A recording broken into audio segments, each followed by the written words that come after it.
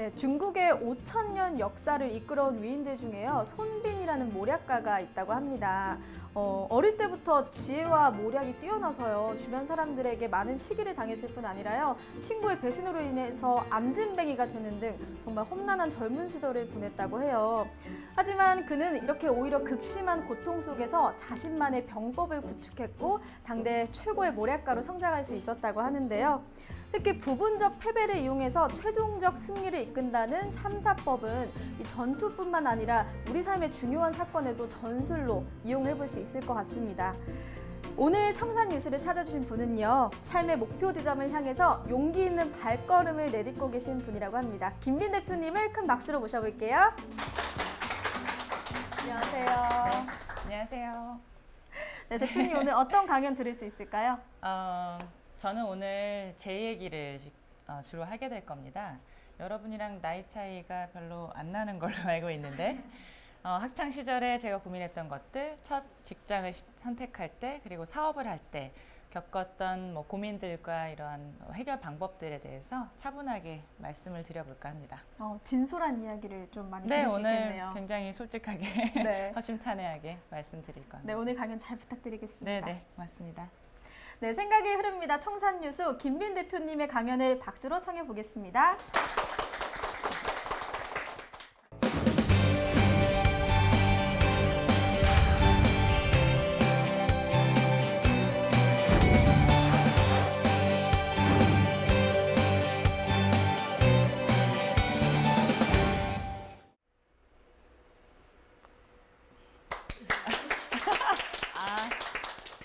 안녕하세요, 김빈입니다.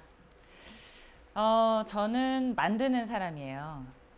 사람들은 저를 디자이너라고 부르고요. 어렸을 때부터 만지고 항상 만들고 이런 것들을 좋아했어요. 그래서 시간이 흘러서 사람들은 저를 이제 디자이너라고 부릅니다. 그리고 저는 제 브랜드를 가지고 있어요. 그래서 제 브랜드를 가지고 사업을 하고 제품을 만들고 수출하고 그리고 브랜드 컨설팅 이런 것들을 하고 있습니다. 오늘 여러분들 대학에 계시는 분들 그리고 졸업하신 분들 많으시잖아요. 그래서 저는 여러분들께 오늘 만약에 창업을 고려하고 있다면 너무 지금 취업도 힘들고 경제도 힘들고 살기도 힘든데 창업을 혹시 내 삶의 하나의 이제 새로운 목표로 고려를 하고 있다면 생각해야 될 것들에 대해서 말씀을 드리려고 해요. 여러분 창업 관심 있으세요? 네. 정말요? 대단한데요? 근데 왜요? 왜 관심 있으세요? 나만의 새로운 브랜드를 만드는 게 굉장히 멋진 일이라고 판단이 돼서. 그렇구나. 대단하시네요. 지금 보면 사람들이 창업을 여러 가지 이유로 생각을 하곤 해요. 그렇지만 아직 정확한 개념은 잘 모르죠. 그리고 사회적 요인도 있습니다.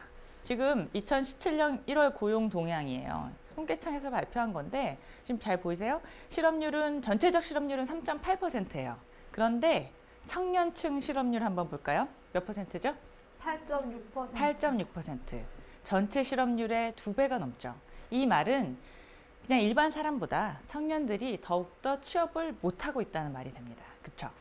그래서 보면 그러면은 일자리가 없으니까 내가 한번 뭔가를 만들어 봐야 되겠다. 그래서 치킨집을 열기도 하고 요즘엔 커피숍 많이 열죠. 아이스크림 가게를 열기도 하고 아니면 내가 유통을 좀 해봐야겠다. 이런 것들을 많이 해요.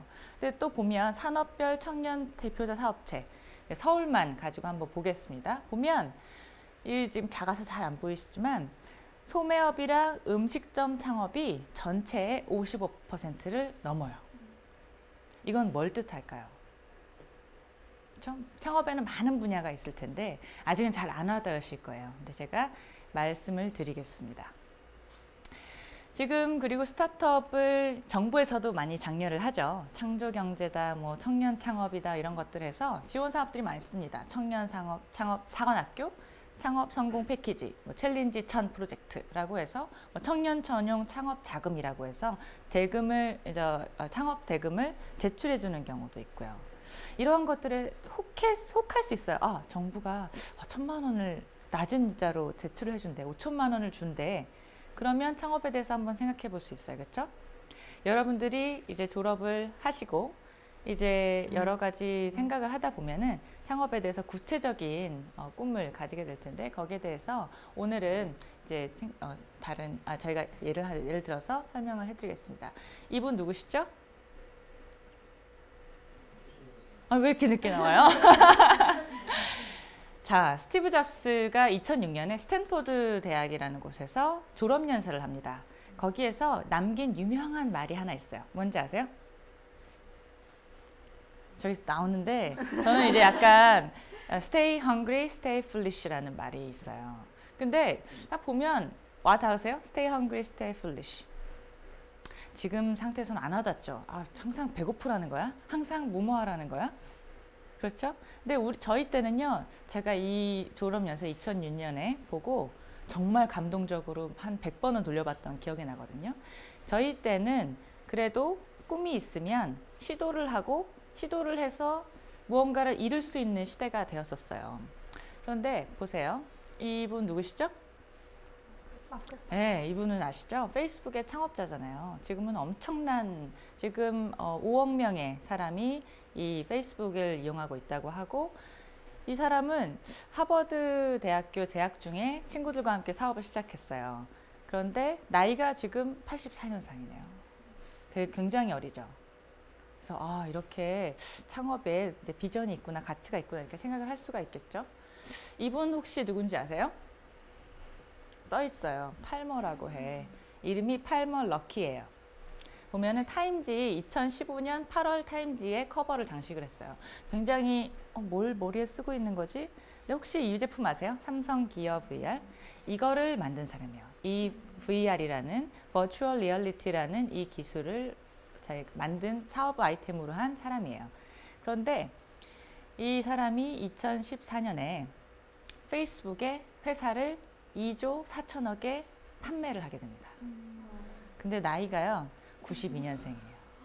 92년생 계세요? 92년생이세요? 네, 동갑이시네요. 근데 보세요. 그러면은 어떤 기분이 드세요? 그냥 대단하다. 근데 내 얘기 같진 않죠? 내 얘기 같진 않아서 그냥 좌절하게 돼요. 그렇죠? 나는 저렇게 할 수가 없는데. 사실 우리나라에도 창업에 성공한 많은 케이스가 있습니다. 그렇지만 제가 넣지 않았어요. 왜 넣지 않았을까요? 배 아플까 봐. 너무 와닿잖아요. 그렇죠? 배 아플까 봐. 그래서 사실 우리가 창업이라고 하면 사실은 이렇게 생각하게 되거든요. 이 아이를 보세요. 이 아이는 지금 뭘 하고 있냐면 레모네이드를 파는 거예요. 근데 레모네이드는 누구나 팔잖아요. 그렇죠? 가판대에서 막 이렇게 자기가 만들어서. 근데 이 아이는 새로운 비즈니스 모델을 생각해냅니다. 바로 네가 스스로 만드는 레모네이드예요. 레몬이랑 망치랑 도마를 넣고 네가 스스로 레모네이드를 만들어라. 그리고 나에게 오브를 달라. 이렇게 하는 거예요. 좋은 아이디어 같으세요? 좋은 아이디어 같으세요? 근데 이 앞에 어른이 어떤 표정을 짓고 있죠? 굉장히 황당해하고 있잖아요. 사실 그렇습니다. 내가 생각하는 어떤 아이디어가 뭐 작을 수도 있고 클 수도 있어요. 그렇지만 아직은 미성숙하고 뭔가 쿠킹이 필요하겠다. 이러한 것들은 느낄 수가 있겠죠. 그렇죠? 그래서 창업하려면 다음부터 이제 꼭 챙겨라. 5가지 체크리스트. 지금부터 말씀을 드리겠습니다. 첫 번째. 뭐죠? 왜 창업인가? 왜 창업인가? 왜 창업인가? 왜 중요할까요? 그러니까 제가 처음 말씀드린 것처럼 창업에 관심 있으세요? 네. 왜요? 라고 했을 때 자신만의 브랜드를 만드는 것이 멋진 일이라고 생각한다. 아주 좋은 아이디어예요. 아주 좋은 이유예요. 그러나 다른 많은 사람들이 예를 들어 그냥 한번 경험 쌓아보려고요. 취업이 안 돼서요. 당장 먹고 살 게 없어서요. 아니면 정부 지원 사업이 있는데 이거 한번 해보려고요. 라고 하는 많은 이유들을 들게 돼요. 그런데 이게 위험할 수가 있어요. 왜냐? 이거는 내가 정말 창업을 원해서 하는 것이 아니라 무엇이 이루어지지 않았기 때문에 차선책으로 선택이 되는 게 있을 수 있거든요. 그렇죠? 그렇게 되면 어떻겠어요? 창업이? 망해요. 망할 수도 있겠고 이제 위험할 수 있겠다는 거죠. 왜냐? 항상 차선책은 예를 들어 2가지 옵션이 있는데 내가 이걸 돈 없어서 예를 들어 예쁜 구두를 사러 갔어요. 그런데 얘는 아주 예쁜데 좀 비싸고 그래서 내 예산 안에서 어떤 차선책 B의 구두를 사기로 했어요. 그런데 나중에 내가 돈을 또 벌게 됐어요. 그러면 A가 생각날까요? 안 날까요? 나겠죠? 네. 그렇기 때문에 여러분께서 나중에 창업이다. 그러면 창업이 나의 이유가 절대적인 이유가 되어야 해요. 그래야 창업을 할 때 나중에 환경이 달라지거나 아니면 나의 마음이 달라지거나 했을 때도 이유가 바뀔 그 위험이 많이 적기 때문입니다. 공감하시나요? 네. 네. 그래서 근데 그렇잖아요. A랑 B랑 신발을 고르는 거는 알 수가 있어요. 그렇죠? 그런데 내가 창업을 진짜 원하는지 나에게 창업이 최고의 선택인지 어떻게 알아요? 어떻게 할까요? 어떻게 할까요? 바로 내가 무엇을 잘하는지 무엇을 못하는지 그리고 무엇을 할 때 정말 기분이 좋은지를 알아야 되겠죠. 그렇기 위해서는 경험을 많이 해야 됩니다. 경험, 그래 나 경험 많이 해. 커피도 마시고 차도 마시고 영화도 보고 친구들이랑 수다도 떨고 사람 친구들이랑 이야기도 나누면서 경험을 하지. 그렇지만 제가 여기서 말하는 경험은 자신이 무엇을 잘하는지 자기 내면 속의 경험이에요. 내가 A를 할 때, B를 할 때, C를 할 때, D를 할 때 나는 잘하는지 어떻게 반응을 하는지 그리고 주변 사람들은 그것에 대해서 무엇이라고 반응을 하는지에 대해서 알아야 됩니다.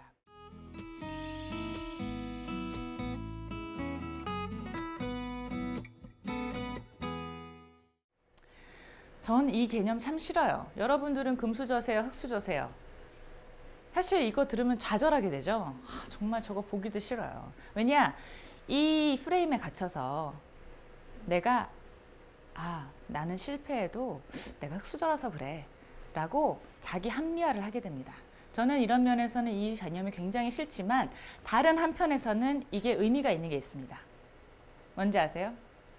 어차피 지금 자본주의 사회에서는 출발선은 각자 다 다르다는 겁니다. 내가 인정해야 돼요. 난 돈이 없어서 창업을 못해. 나는 부모를 잘못 만나서 창업을 못해. 이게 아닙니다. 각자 주어진 환경은 어차피 다 다르고 그것을 인정하고 나서 내가 후천적으로 나의 인성과 능력과 나의 지식을 개발해서 창업을 얼마든지 할 수가 있어요. 앞에 사례들 많은 것들이 보여주고 있죠. 그래서 이런 것들은 의미가 있다고 보는 거고요. 저의 꿈은 세계적인 디자이너가 되는 거였어요. 세계적인 디자이너. 뭔가 세계적인 디자이너가 되겠다. 왜냐하면 저도 가진 게 없었거든요. 저희 아버지는 사업을 하셨는데 어쩔 때는 금수저로 밥을 먹다가 어쩔 때는 수저가 없어서 손으로 밥을 먹었어요. 그렇게 정말 그 풍파가 많은 환경에서 내가 굉장히 나의 입지를 굳혀야만 내가 안정적으로 나의 삶을 살 수가 있겠다는 생각을 했습니다. 그래서 저는 세계적인 디자이너를 꿈꿨어요. 그래서 밤마다 이렇게 별을 쳐다보면서 꿈을 꿨죠. 저는 부모 집에서는 미술이나 이런 것들 굉장히 반대하셨어요. 그래서 저는 고3 때 겨우 입시 미술을 시작해서 가까스로 국내의 어떤 대학에 들어갔습니다. 그런데 제가 집에서 막 하지 말라 하니까 더 하고 싶잖아요. 그래서 굉장히 열심히 했거든요. 그래서 제가 열심히 하는 저에게 많은 기회가 주어졌어요. 그리고 저는 산업 디자인이라는 걸 공부했는데 산업 디자인이라는 거 뭔지 아세요? 산업 디자인은 그래 좀 어렵긴 한데 전공이 안에 4개가 있었어요. 제품, 자동차, 실내, 환경. 전공이 엄청 많잖아요. 근데 3학년 때는 내 전공을 하나로 정해야 돼요. 내가 뭘 잘하는지 모르는데 어떻게 정하지? 어떻게 정했을까요? 경험. 그렇죠. 어떻게 경험했냐면 저는 3학년 1학기 때 전공 4개를 교양 과목 하나 없이 3학년 1학기를 보내게 됩니다. 전공 4개를 다 듣는 거예요. 미쳤죠. 굉장히 무모한 도전이었고 정말 과제에 너무 넘쳐가지고 막 머리가 다 하얘지는 줄 알았어요. 그런데 결과는 아주 놀라웠습니다. 제가 전공 4개를 그러니까 저를 극한 상황 속에 몰아붙인 거 아니에요? 그러면서 전공 4개를 힘겹게 끝내는 동안 내가 이 제한된 시간에서 어떤 전공의 과제를 수행했을 때 즐거운지 싫은지 귀찮은지 빠른지 느린지가 딱 한꺼번에 된 거예요. 너무 놀랍죠. 그래서 저는 생각보다 조형에 관심이 많다는 것을 알게 됐습니다. 그 어떤 사물의 형태, 조형에 대해서 굉장히 관심이 많고 거기에 대해서 잘 해낸다는 것을 알게 되었고요. 생각보다 저는 성격이 급하다는 것도 알게 됐습니다. 그래서 저는 조형에 관심이 많아서 제품과 자동차를 일단 좁혔어요. 그런데 자동차는 보면 한 학기 동안 계속 자동차를 깎고 있습니다. 근데 저는 그게 너무 답답한 거예요. 그래서 나는 빠른 게 좋겠다. 그래서 빨리 결과물이 나오는 제품 디자인으로 선택을 하게 됐습니다. 그래서 이제 전공을 선택했어요. 그리고 제가 아까 저를 딱 구석으로 몰아넣어서 저를 도전하게 하는 그 상황을 만들었잖아요. 그래서 그래, 이왕 제품 디자인을 할 거면 일찍부터 어려운 걸 해보자 라는 생각을 했어요. 그래서 또 어떤 걸 선택했을까요? 제품 중에 가장 어렵다고 생각되는 게 뭘까요? 제품 디자인 중에 제일 어려워. 그렇지만 가장 빨리 변해. 우리의 삶과 밀접한 관련이 있는 휴대폰 디자인을 하게 됩니다. 그래서 저는 전공을 난 휴대폰 디자인 해야지 라고 해서 우리나라의 한 대기업에 입사를 하게 돼요. 딱 정했어요. 난 휴대폰 아니면 안 한다. 그래서 그 휴대폰 디자인 부서에 딱 들어가게 됩니다. 그런데 제가 약간 도전하는 거에 재미를 들렸잖아요. 그래서 또 어떤 일이 벌어졌냐면 이제 대기업에서 입사 교육이라는 걸 합니다. 그러면은 계열사가 많잖아요. 그러면은 뭐 전자, 디스플레이, 뭐 지주회사, 뭐 이런 데서 다 와요. 와서 한 기수에 한 1000명 정도를 같이 교육을 하게 되는데 거기서는 보면은 막 산을 타기도 하고 같이 막 줄넘기도 하고 막 그래요. 근데 여러분들 고등학교 때 예체능들 하기 싫은 거 막 체육 시간에 어디 있죠? 뒤에서 찌그러져 있잖아요. 아니면 뒤에서 막 담배 피고 있거나 그렇죠? 그런데 저는 이게 재밌는 거예요. 한번 배워보자. 그래서 뭐 약간 MS라는 회계 그 태스크나 이런 과제 같은 것도 주어지게 되는데 그런 것도 팀워크로 해보고 그렇게 해서 너무너무 재밌게 신입사원 연수를 보냈어요. 근데 결과가 어떻게 됐냐?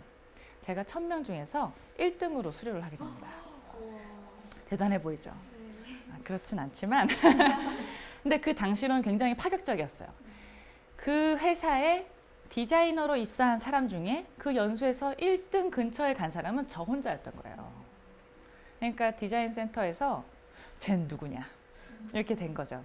그래서 뭔가 하는 걸 좋아하나 보다 해서 중요 프로젝트도 시키고 해외 연수도 보내주시더라고요.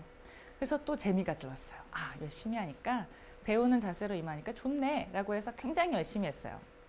그러니까 제가 그 대한민국에서 산업자원부라는 곳이 있습니다. 산업통상자원부라는 곳이 있는데 거기에서 매년 한 10명 정도의 디자이너, 한국을 빛낸 차세대 디자인 리더라는 것을 뽑아서 이제 지원을 해줘요.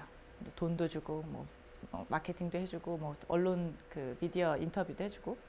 근데 제가 2006년에 한 번, 2009년에 한 번 이렇게 받게 돼요. 신나잖아요, 그렇죠? 나는 그냥 열심히 배우고 재미있게 즐긴 것밖에 없는데 내가 잘하는 것을 계속 도전하고 다른 분야에 대해서도 실천해보고 한 것밖에 없는데 이렇게 해주는구나 해서 아주 재미가 있었어요.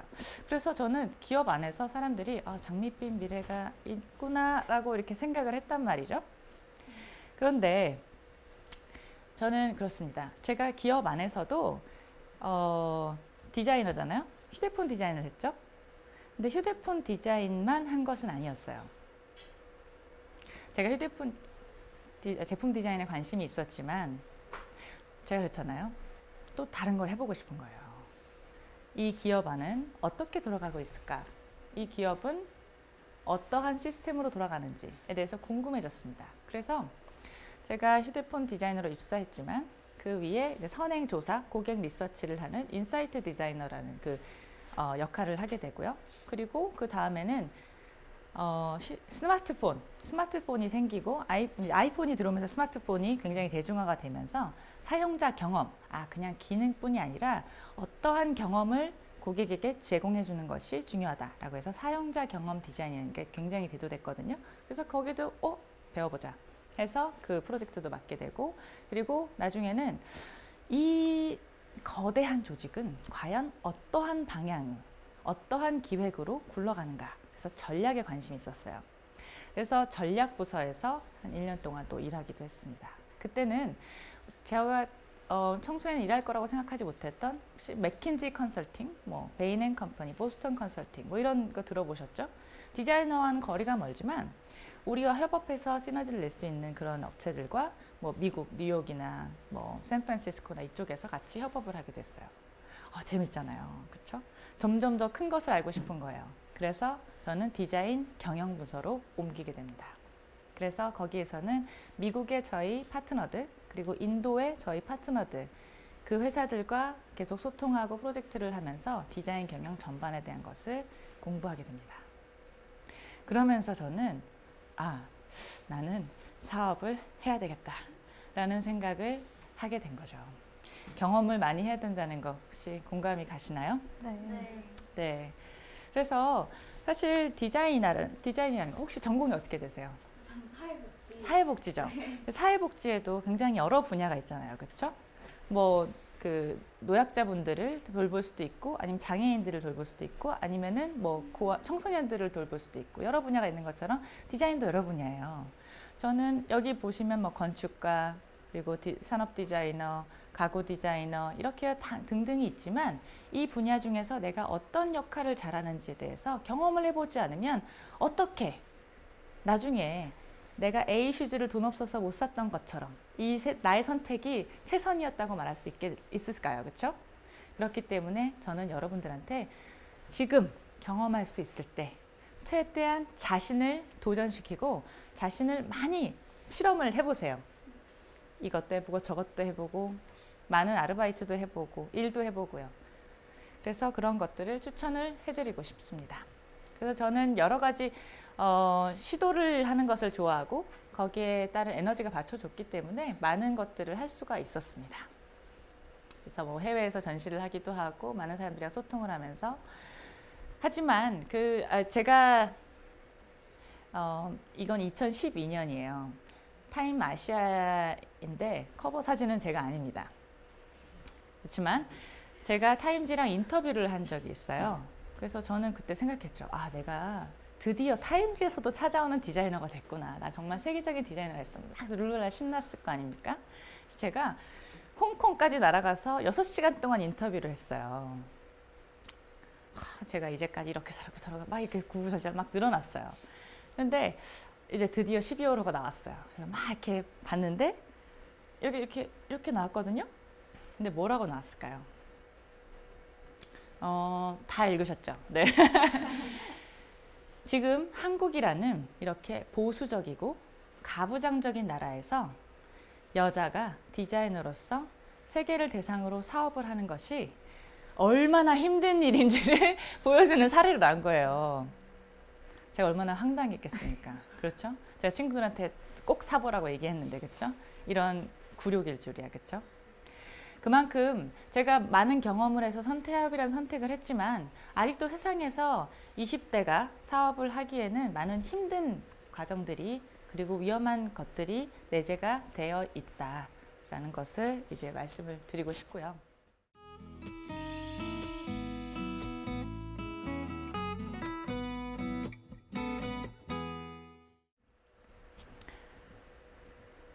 네, 두 번째는 뭐죠?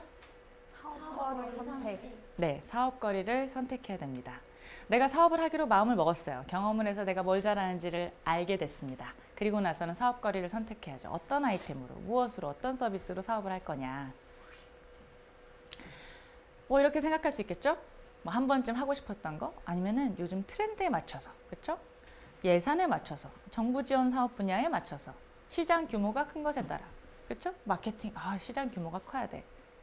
그렇지만 제가 여러분에게 드리고 싶은 거, 그 말씀은 바로 이겁니다.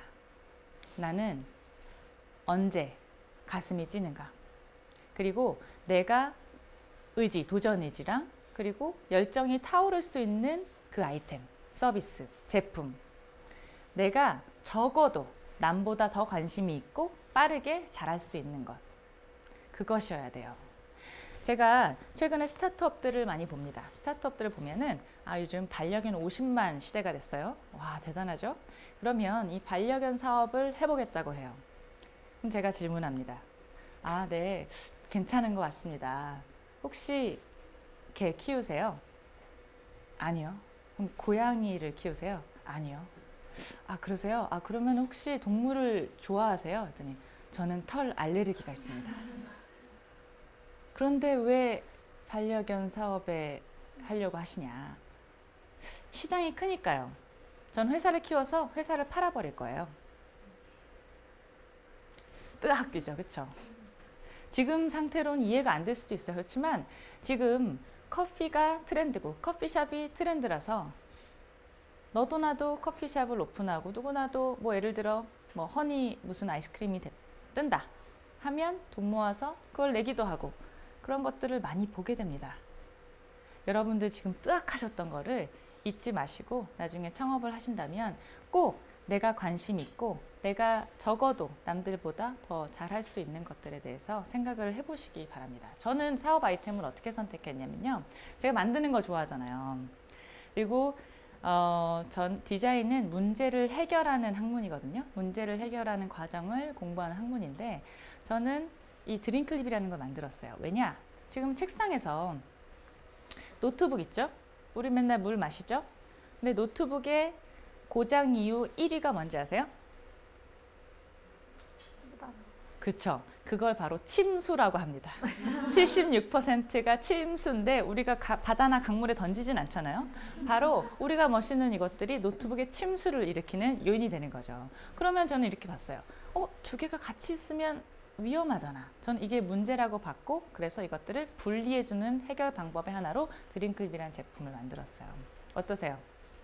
좋아요. 좋으세요? 본 적 있으세요? 네, 보신 적 있으시면. 네. 그래서 뭐 상도 독일에서 상도 받고 출시를 했어요. 그래서 저는 이 아이템을 가지고 한 세계 여러 곳곳에 이제 전시도 가고 뭐 그래서 바이어도 만나고 그래서 제일 잘 나갈 때 한 36개국에 수출을 했습니다. 이미 지금 출시된 지는 7년이 됐어요. 그래서 처음에 뉴욕 모마라는 곳에서 런칭을 하고 이제 거기서 이제 바이어들이 오면은 거기에 응대를 해줬었죠. 그래서 이렇게 지금 보면 이게 샵이거든요. 그래서 제가 전시를 막 다녀요. 이건 영국인데 영국에서 제가 한창 이제 제품도 팔고 막 홍보를 할 거 아니에요? 그럼 어디서 왔냐고 물어봐요. 그러면 한국에서 왔다. 그럼 거기서 뭐라고 하는지 아세요? 북에서 왔어? 남에서 왔어? 이럽니다. 당연히 남에서 왔지. 그러면 그럼 너 디자이너냐? 네가 이걸 하고 있냐? 내가 디자이너다 라고 하면 사람들이 이렇게 물어봐요. 그래? 한국 디자인은 뭐야? 이렇게 물어봅니다. 요즘은 태극기 참 조심스럽게 보여드려야 돼요. 요즘 뉴스에서 많이 보시죠? 한국 디자인은 뭘까요? 잘 생각이 안 나잖아요. 그렇죠? 근데 요즘 가장 핫한 게 뭡니까? 북유럽 디자인이죠. 북유럽 디자인은 뭐가 생각나세요?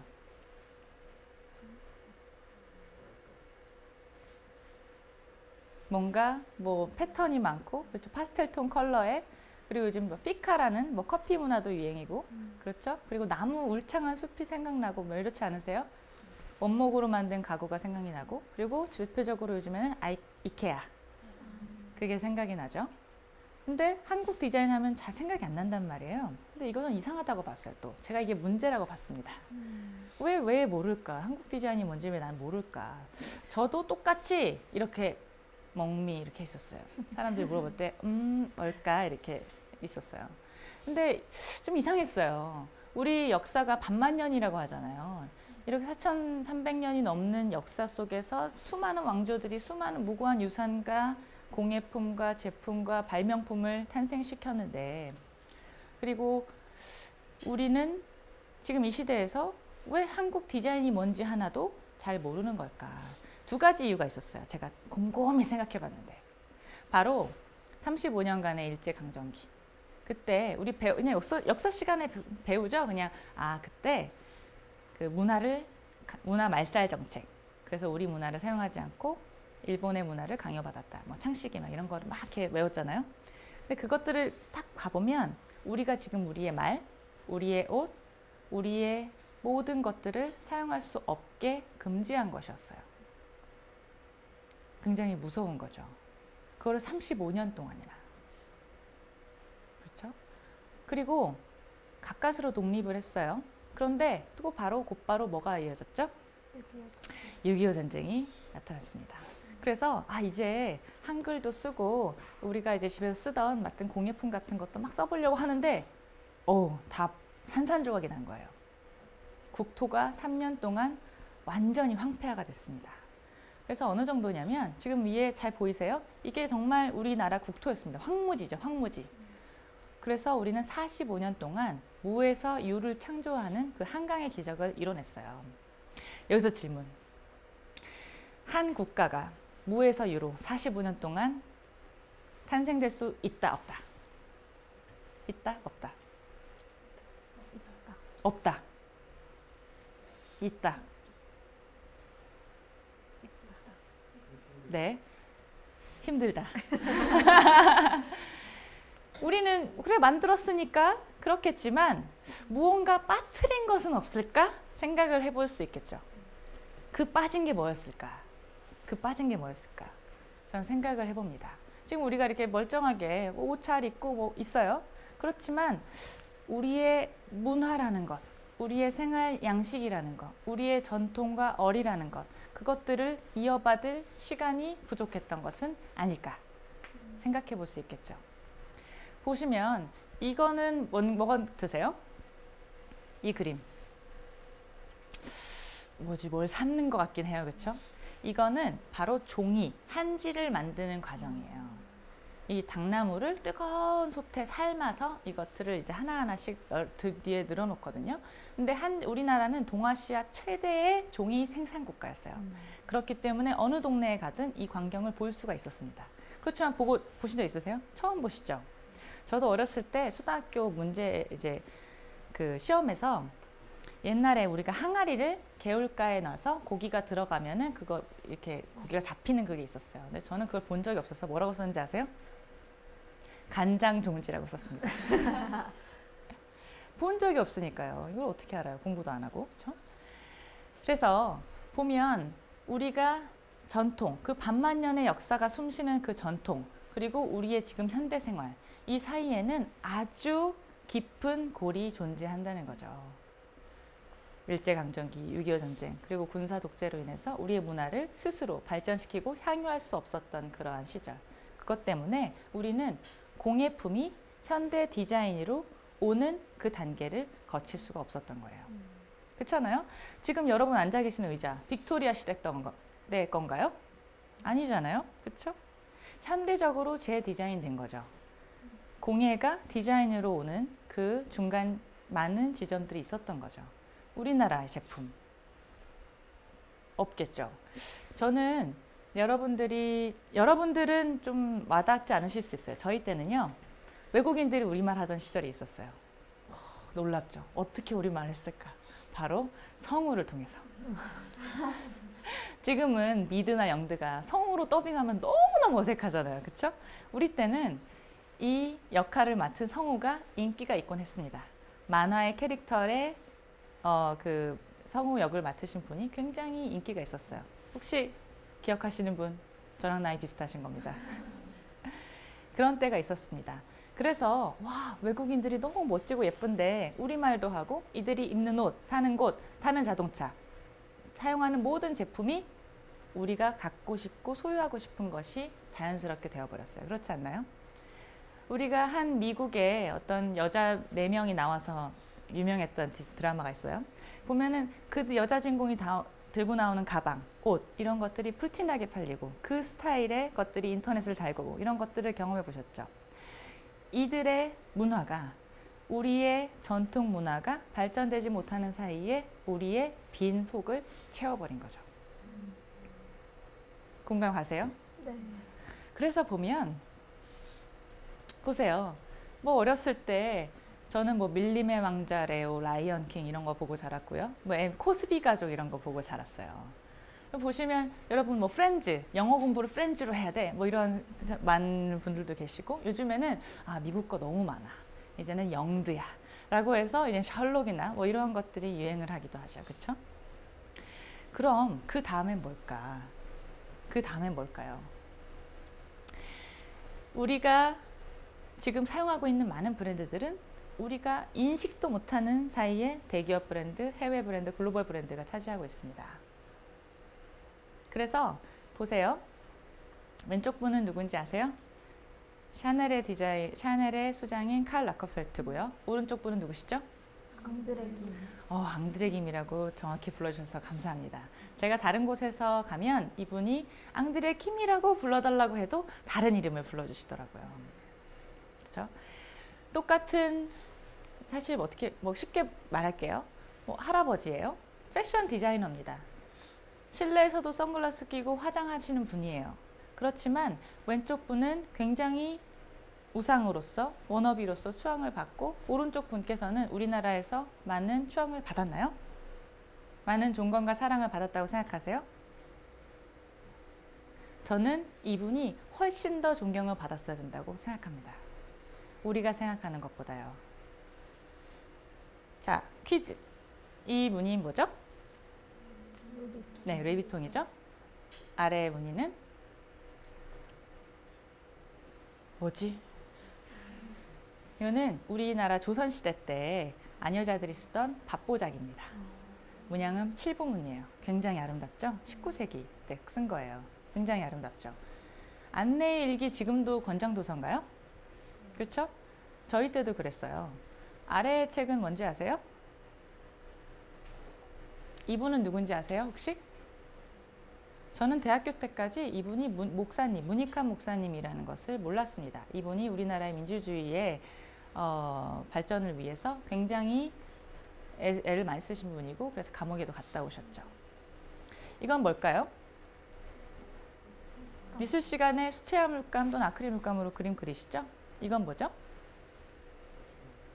풀. 네. 또 뭘까요? 네, 이거는 우리나라 전통 조상들이 파란색을 내던 쪽이라는 거예요. 쪽빛 하늘. 이게 바로 이 쪽이라는 풀에서 나옵니다. 여러분들 혹시 고등학교 때 부채춤 배우셨나요? 부채춤? 배우셨어요? 기억이 어떠셨어요? 저는 고등학교 때 부채춤을 배웠는데 너무 싫었어요. 왜 싫었냐? 제가 이렇게 공연장에서 부채춤을 보면 정말 아름다운데 내가 고등학교 때 배웠던 부채춤은 굉장히 촌스러웠거든요. 왜 그랬을까? 일단 문방구에 가야 돼요. 문방구에 가서 그 핑크색 촌스러운 타조털이 달린 부채를 사고 그리고 막 금박이 붙은 족돌이 막 종이로 만든 것 같은 걸 사서 내가 그거를 약간 한복도 굉장히 그냥 불편해요. 그렇죠? 그런 걸 가지고 부채춤을 춥니다. 그럼 매력이 있겠어요? 추고 싶겠습니까? 제대로 된 전통 교육이라고 말할 수 있겠어요? 내가 커서도 야 부채춤 보러 가자. 티켓이 10만 원이야. 하면 보러 가겠어요? 안 가겠죠. 그렇지만 지금 요즘 아이들은 보면 아이스하키를 배우고 발레를 배우고 현대무용을 배웁니다. 그걸 보면서 돈 내고 가서 배우죠. 그리고 우리는 한 장에 10만 원, 20만 원 하는 현대무용, 발레 이런 것들을 보러 갑니다. 그러면 우리의 전통을 생업으로 영위하시는 사람들의 삶은 어떨까요?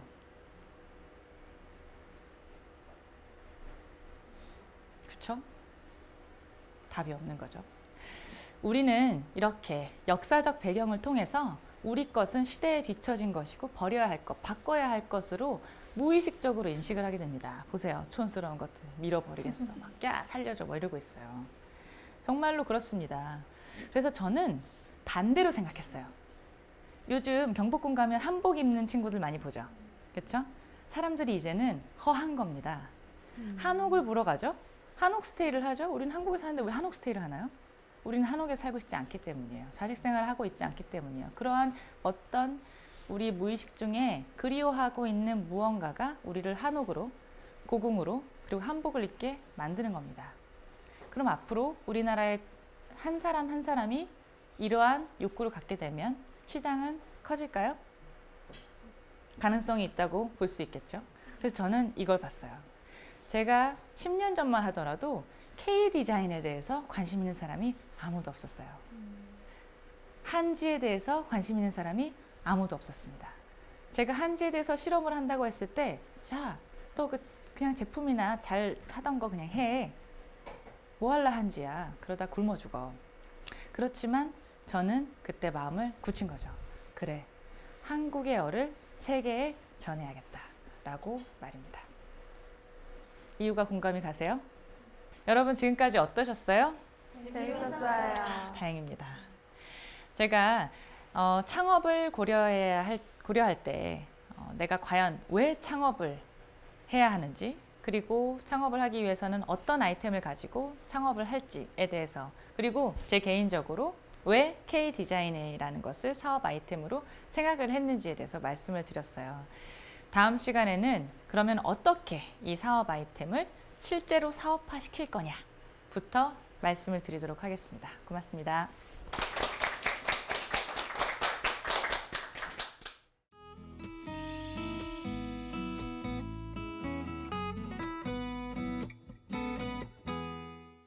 정말 자기만의 브랜드를 갖는다는 게 정말 멋진 일 같은데요. 그런 멋진 일을 훌륭하게 해내고 계신 분과 오늘 함께하고 있는 것 같습니다. 네, 고맙습니다. 근데요, 이런 질문이 있었어요. 사실 대기업을 그만둔다는 게 정말 쉽지 않은 일이거든요. 어디 그렇죠. 지금 후회 안 하세요? 그 질문을 굉장히 많이 받거든요. 굉장히 많이 받아요. 그런데 얼마 전에 한 분도 이제 지금 굴지의 대기업을 다니다가 이제 그만두세요. 근데 저한테 제가 잘하는 걸까요? 이렇게 물어보시더라고요. 근데 저는 그렇게 얘기합니다. 진짜 지금 본인의 인생에서 한 선택 중에 가장 잘한 거라고 생각할 거라고. 근데 몇 가지 이유가 있어요. 뭐냐? 첫째는요, 여러분들이 오래 산다는 겁니다. 네. 좀 더 넓은 세상에서 많은 경험을 할 그럴 자유가 있어요. 근데 사실 기업에 가면요, 기업이 뭐 돈을 공짜로 주진 않잖아요.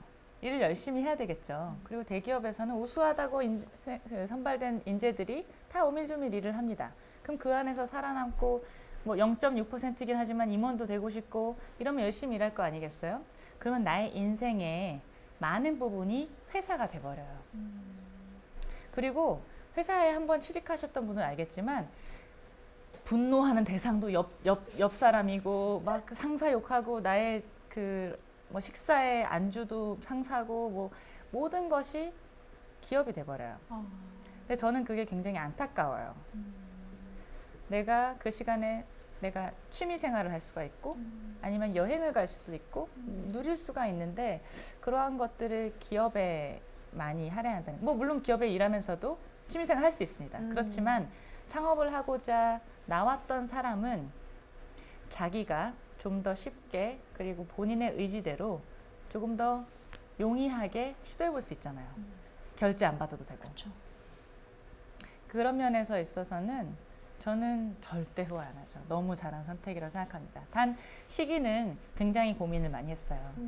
내가 언제 이것을 할 것이냐에 대해서는 고민을 좀 했었죠.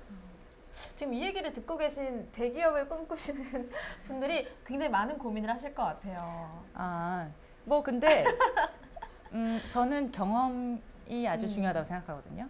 그런데 또 그렇게 큰 조직에서 그렇잖아요. 제가 이제 기껏 만약에 창업을 하시면 뭐 4명, 5명이 함께 할 수도 있고 뭐 커지면 30, 40명 할 수 있잖아요. 그렇지만 삼성 같은 대기업은 전 계열사 합치면 40만 명이거든요. 그렇죠. 그러한 큰 시스템에서 내가 물론 뭐 작은 팀에서 일하고 있지만 그러한 큰 조직 자체를 경험해 본다는 것도 굉장히 큰 자산이에요. 저는 많이 배웠고 그것을 그냥 내가 부품처럼 나는 이것만 하면 월급 꼬박꼬박 나오니까 할 거야 라고 임하고 회사를 다니는 거랑 내가 오너의 입장으로 와, 이 시스템은 도대체 이 거대한 조직은 도대체 어떻게 돌아가는 걸까? 라고 생각하고 하루하루를 그 기업에서 일을 하는 거랑은 완전히 다르다고 생각해요. 그러니까 각자 목표하신 것들이 있고 내가 경험하고자 하는 많은 아이템들이 있을 거예요. 그러면은 해보세요. 못해서 안 하는 건 어쩔 수 없어요. 그렇지만 할 수 있다면 하고 경험하고 그 다음에 내가 선택할 수 있는 옵션을 많이 만들어 놓는 거는 현명한 일이죠. 정말 다양한 경험이 좀 중요할 것 같은데요.